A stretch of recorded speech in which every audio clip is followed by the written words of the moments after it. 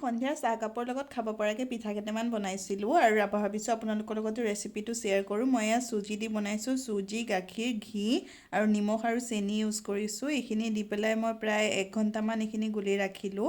তাৰপিছত এখন ইডলি ষ্টেণ্ড লৈছোঁ, তাতে লৈ পেলাই এইখিনি গ্ৰীচিং কৰিছোঁ অকণমান ঘি দি, আৰু মই মাজতে এয়া গুড় দি দিছোঁ।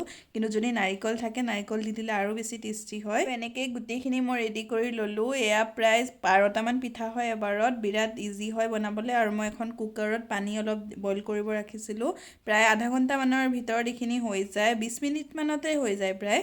তাৰপিছত এয়া হৈ গ'ল মোৰ পিঠা 20 মিনিটৰ পিছত, আৰু এয়া মই লাহে লাহে এৰাইছোঁ। এনেকৈ নিজে বনোৱা বস্তু খাই বিৰাট ভাল লাগে চাহৰ লগত, কাৰণ বিস্কিট চাহৰ লগত কিমান আৰু ভুজিয়া চানা এইবিলাক খাই থাকিম। আৰু আগদিনা এয়া মই ঢকলা বনাইছিলোঁ, তাৰো কেইটামান আছিলে, প্ৰায় শেষেই হৈছে আৰু কেইটামানহে আছে। এয়া চাহ কাপৰ লগত এতিয়া লৈছোঁ 1 কাপ গ্ৰীণ টি। আৰু ব্লগটো ভাল লাগিল যদি চেনেলটো ছাবস্ক্ৰাইব কৰিব। আজিলৈ আহিছোঁ, বাই।